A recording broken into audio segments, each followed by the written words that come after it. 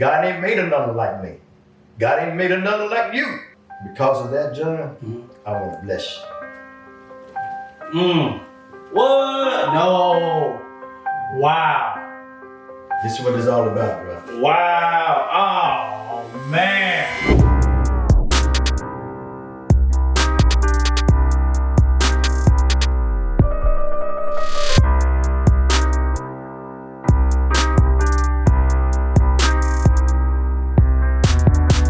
My guy, the one, the only, brother Ron Smith.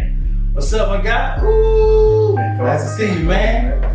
I ain't seen you in this casket shop. That's it, huh? Casket shop. Yes, sir. Yes, sir. Well, I thank you for coming on, man. Thank you for coming on, man. You got the shades on, okay. You know, I ain't about to mess with you, bro. You know what I'm saying? But now, we go way back. For those who don't know, we go way back, man. Met you on some spiritual situation, you know what I'm saying? Very inspiring. You got a whole light about you. Yeah. And your prayer your prayer life is very, very strong. Yeah. And I appreciate that about you, man. So let the world know who you is, man. Man, my name is Ronald Jerome Smith. My ministry is the Jesus Ministry Global Inc. We just got out of revival, God moved. You know, this is what it's all about. You know, meeting my son over here. Hey, yeah, it's time for us to do it. Yes, sir. Yes, sir. Yes, sir. So I think we're coming on again. Yeah. What advice would you have for people who have a hard time praying? Well, the number one thing that I would say to a person that desire to pray, they don't know how to pray. Is to get with someone, like for instance, like you. You know, I know that you have a prayer life. Yes, sir. I ain't been around you in a while, but I know that you have a prayer life. And so, you know, the main thing that God told me when I was in revival is to live by example. Yes, sir. Lead by example. Yes, sir. So when someone sees you pray, they might not know how to pray. Yes. But they'll look at your prayer life and begin to do the same thing that you're doing. Okay. That's what's up. So I wanted to talk with you about the church. Why is it a high turnover rate in churches in today's time? Well, I think the churches have got from the foundation of our fathers. You know, the three basic things that the church don't got from is prayer, fasting, and staying connected to the word.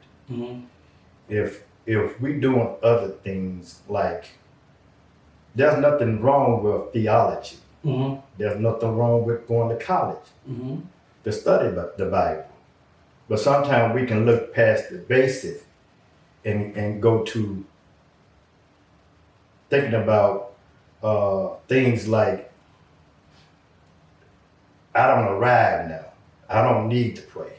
I don't need to fast. I don't need to stay connected to the Word of God. And I think that, you know, I'm a pastor, so. And I've been in church all my life. I don't see PK, preacher's kid. Yes, sir.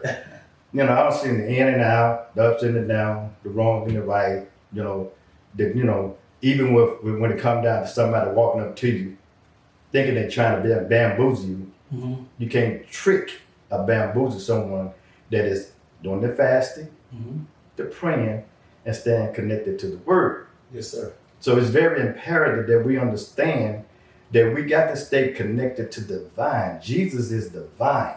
And if we disconnect ourselves from that vine, we're going to go into delusion. We're going to go into heresy, all this other stuff. Okay. So what, as you know, I used to be very, very involved in church. Yeah. I was somewhat, when I left the church I used to go to, I was somewhat hurt. Yeah. I identified that hurt, and a part of me stepping away was because I couldn't shake it. And I hear people say on one hand, put your focus on God, don't put your focus on people. Yeah. But the people who did the hurt was the people who you feel like fellowshipping with you to get God. Yeah. And those were the people who hurt you. You see what I'm saying? Yeah. So for me, it was like I was in a dark space, and I feel like I was in this cave, and I got put in the cave by the people who I believed was of God. You see what I'm saying? And I feel like instead of me being uplifted, I was somewhat overlooked. Yes, I can pray all day, but what happened to the iron sharpening iron? What happened to picking a brother up? What happened to all that? Yeah. You see what I'm saying? So my question to you is, when someone's struggling in the church in particular, would you tell them to distance themselves or get more connected and involved in the church and in tune into their Bible? What would be your advice for those who was about to stray away from the church Well, you know, and is affected by the people in the church? well, just like I said, PK child. Okay. Hey, like I said, you know, when you now understand what you asked when you asked me that question, I had asked myself that question. Because I went through the same thing. Okay. And the thing that I had to learn to do, John, is to really, really stay focused on God. Because that, you know, people, you're gonna meet good people, you're gonna meet bad people in the church. You're gonna meet good people, you're gonna meet bad people on your job. No matter where you go, you're gonna meet people that gonna hurt you. But you know, when you are in the church is supposed to be your family. Right. They're supposed to be your support system. Yes. And when you have leaders that don't have, because a lot of leaders is not leaders that's sent by God. A lot of leaders are leaders sent by themselves or sent by somebody that want a large congregation. Jesus said, no greater love than this, that a man will lay down his life for his friend. So that's the real shepherds, that's the false shepherd. The real shepherd gonna love you regardless. And they gonna, you know, even with your incident, you know, it broke my heart to know that you went through what you went through. And you needed help, you know, and you know, I'm like, you know, I know you, you know, when you know a person, I know your character, and you know, we all don't want to stray. I went astray many times. I don't backslide so many times, I can't even count. Yeah. But I never gave up. Right. And so I encourage each and every person that don't got, you know, I was talking to a prophetess friend of mine, and we was talking about church hurt. She said, the worst hurt there is church hurt. And so, and she said, I don't want to go to church. I don't want to be around nobody saying that they love you, but they really don't love you. Because they don't, you know, and I look at it like this, John. When I look at my life down through the years, and I did this, did that. A lot of times, I didn't have nobody there to support me. I had a lot of people there to encourage me. Yeah. But God told me, he said, son, your problem is you got your eyes on folks. You got your eyes on the pastor, the people that's in the church. He said, keep your eyes focused on me. He said, because there's no way you can go where I want you to go if you in the church and people, you focus your eyes on people instead of focusing your eyes on me. So it's imperative that we understand that we all, as long as we in church, regardless you Baptist, Methodist, Presbyterian, Catholic, somebody gonna hurt you. But you got to, sometimes we got to be the bigger person. We're gonna have to accept that. And then, you know, sometimes God allow you to go through that for growth and pain. You know, you growing in the midst of all of that. Mm. But if you allow that pain to overtake you, you're gonna get bitter, anger, hatred. Then that's what Satan wants. So, I go back to the basic. Prayer, fasting, and reading the word. You stay connected that way, you can't go wrong.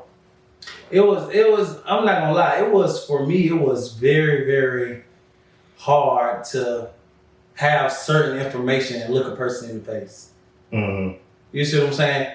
I am one who's true to myself. Yeah. And I encourage people who I encounter to be true to their selves, because I believe in order for me to be true to you, Sue, Sally, Jane, Tom, Dick, Harry, I have to be true to myself first. Uh-huh. So for me, it was me knowing certain information, and to look a person in the eye, it was like I couldn't shake it. It was like, I couldn't shake it. And I ain't never know why. And I fought, and I fought, and I fought, and I fought. I fought, man. I fought. And it was like, and it's so crazy, like, every day I wake up and I touch the floor, I say, God, order my footsteps. Mm-hmm.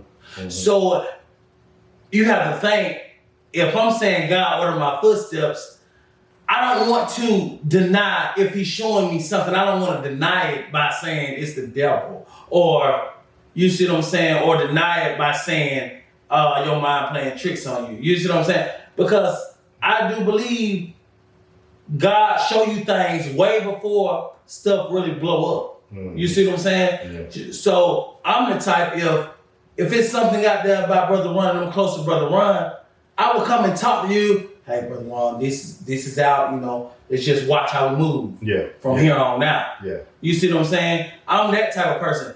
But to be given word on something and say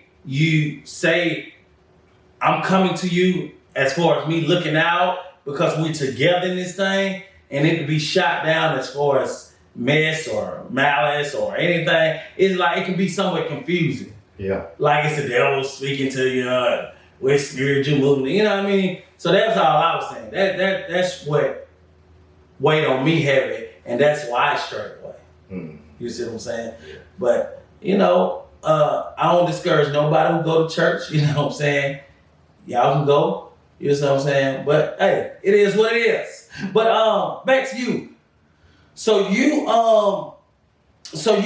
travel and speak the word. What necessarily is that title for those who don't know? Well, my title is not that you're big on titles, but Evangelist. Okay. Outreach. Now, the vision that strong believer of outreach. Yeah, the vision that I have is not behind four walls. It's on the outside. Mm. And I went on a 40 days and night fast at the beginning of the year. Mm-hmm. And God told me, he said, son, I'm going to do things for you that I ain't never did before. Mm-hmm. He said, it's imperative that you don't break this fast. Mm-hmm. He said, because I'm going to break generation curses. Mm. So because the scriptures say, something come only by fasting and prayer. Even when you do the fast and the praying, you got to have faith. Because you remember Jesus told the disciples, he told them the reason they couldn't cast that spirit out. Mm-hmm. First of all, they had to have faith. Then they had to fast and pray. When you fast and pray, you connect yourself more to God than the natural. Because now you starving your flesh. And when you starve your flesh, your spirit come alive. Mm. And so when I did the fast, John, God started doing it. I said a week before I came off that fast, somebody called me. And they said, I want to bless you. Never happened in my life. And when they told me what they were going to bless me with, the Spirit of God spoke to me then. He said, did I not tell you, if you didn't break this fast, this is what I'm going to do. So ever since then, God's been moving supernaturally. And, the way I look at it, the Bible said obedience is better than sacrifice. So if I'm an obedient child, I'm going to get his benefits. But if I'm a disobedient child as well, just guess what? You ain't gonna get God's benefit. Because he said, who you yield yourself most to is certain to you to obey. So if I yield myself to the first, guess what? You know how it is, repercussion. I want to be someone that have a love for people. I don't want to reject the sinner. I don't want to reject the backsliders. I don't care how many mistakes you don't make. You know, there's enough love in my heart to reach out to that person that don't make a lot of mistakes. And most churches reject the person. Most churches don't have the real authentic love that Christ had. Jesus, I ain't come to save the righteous. I came to save sinners. So, you know, I was praying yesterday morning, and God spoke to me. He said, Project 1 million. Now, God already knew he was going to put me on this broadcast with you. Mm-hmm. And he said, Project 1 million. I said, Lord, what you mean, Project 1 million? He said, your project right now is to focus on the 1 million soul that I promised you. Mm. So the vision is not, your vision is not my vision. My vision is not your vision. But we can make it work together. So because the Bible said, together we stand, divided we fall. So if I'm going to stand with you, regardless of how many times you don't fail, guess what? You're going to call for me. You ain't going to call for the one that's going to ridicule you, going to cut you down, and going to talk behind your back. You're going to reach out to the one that showed you love. So it's very important that we as the church show love. You know, it ain't about, you know, Paul said, leave the principles of the doctrine and go into perfection. So in order for me to reach the person that have church hurt, like we were talking about, I got to have that real, genuine love in my heart, no matter how many times they have failed. Mm-hmm. I'm going to be right there waiting on them. And guess what they're going to do? The seed you plant in them, they're going to see you be an example. The seed you plant in them, guess what? That seed going to grow. And when that seed grows, it's going to grow into the same manifestation of love. Mm-hmm. And they're going to begin to do the same thing because it have a trigger down. Whatever hit the head, it goes down to the body. So it flows from the head down to the body. So it's imperative that I understand my call. My call is, like I said, my call is not your call is not my call. But when I was preaching in Memphis at the beginning of the month, the Lord spoke to me. He said, the reason Satan has bound the church in such a way is because they too divided. Mm. There's one demonic spirit, but I'm going to say the demonic world, they don't fight against one another.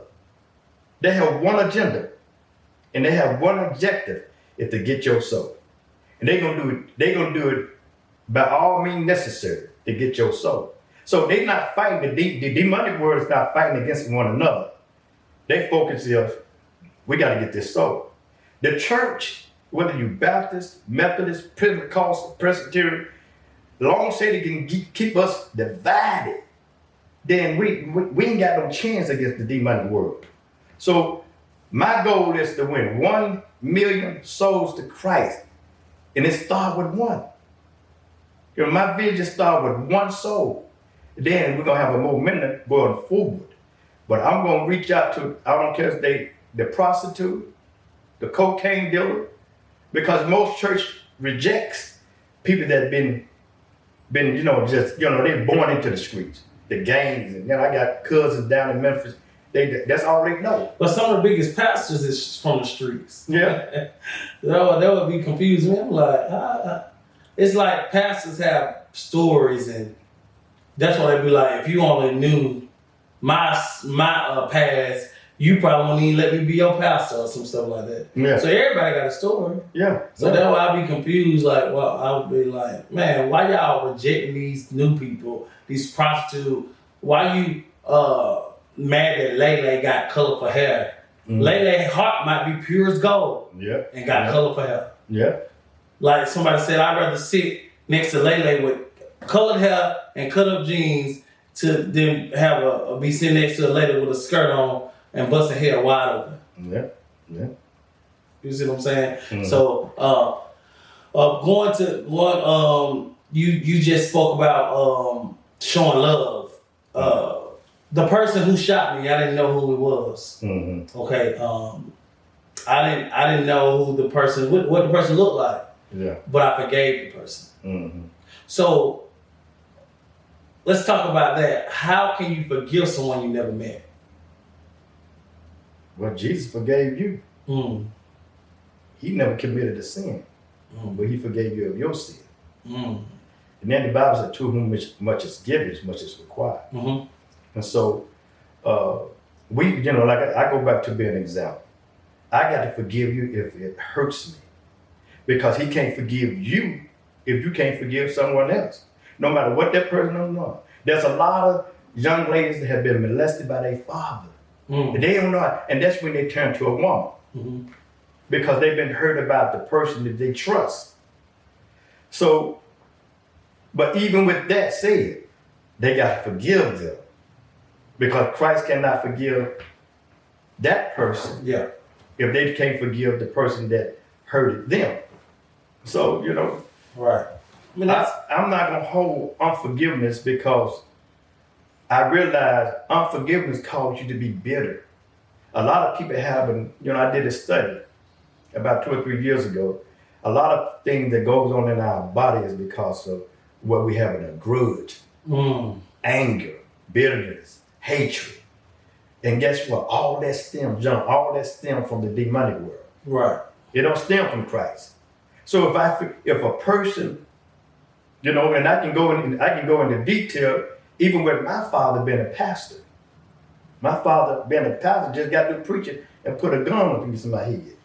And I said to him, then when he did that, I said, I will never forgive him.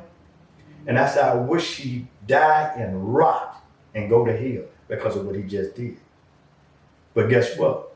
That same anger that I felt, now my son treat me the same way I treated my dad. Because your sin, my father's sin, go down to 4 generations. It's what I do right now. I got to make a turn. I got to make a change. Because what I do is I'm living for 4 generations. People fail to realize the seed you plant right now while you here, you living for 4 generations. So I'm going to get it right no matter how they treat me in the church. I don't got rejected every church I've been to. The pastor has rejected me. But guess what? I still got to love that pastor, no matter what. No matter if they never give me a chance, that's fine. Because God put me on the stage himself. See, and even when Job said, the only way God could forgive Job had to forgive his 3 friends. Because they misjudged him. They thought he had sinned. The reason all this stuff. They didn't know that God and the devil had a conversation. And God brought up Job before Lucifer. He said, have you considered my servant Job a perfect? God started bragging about Job in the spirit world. So sometimes we'll go through stuff. We don't know why we're going through it, because God up in heaven is bragging about you. And you have the confidence you're going to come up out of this situation. And even with yourself, you coming up out of it. Because that's too much in you, John. People, you are a people person, and people are drawn to you. You know what I'm saying? I've been knowing you for what? 10, 15 years. Yeah. And so as long as I've been knowing you, you've been the same, gifted, smiling, giving person. And I remember the time that like 7 or 8 years ago, you and I had a conversation. We were just talking, and you was telling me what you was going through. Not one time I held that thing over your head, because I knew then you going through the same thing that I done been through. I supposed to be right there holding you, keeping you steady. But so you think about it, the seed that I planted back then is the manifestation that's taking place today. I'm sitting here in your home on this podcast because of the love that I show. So regardless of what a person do to me or you, we still gonna have to forgive them. Right. Yeah. That was good. Forgiveness. That's a very, very strong. I found out that's a very strong word and a powerful word, and it's the key to you having peace. Yeah. That's what I do believe. So what would you have to say to people who give false readings and leading people astray? Because there's a lot of false prophets out here. Yeah. So how do you identify that? Well, the Bible said those that are led of the Spirit, they are the sons and daughters of God. You can't be led by God's Spirit reading somebody don't palm read. Or either, God gave me a message to someone and I love them very dearly. And he said I wish that a witch would not live. The witch of Endor, when Saul went to, it wasn't God speaking, it was the spirit. It was a familiar spirit. And a lot of means of God has fallen under that category. Because think about it. If I preach and I want you to give me an offering, you bring yourself under that category of being a warlock, a witch, a spiritualist. Because now you're preaching for somebody to give you money. You go out there to the palm read, they want money before they read your palm. So if a preacher is up in God's house preaching, but his main objective is to get your money, but he's going to give you a prophecy, that's witchcraft. I can't operate like that.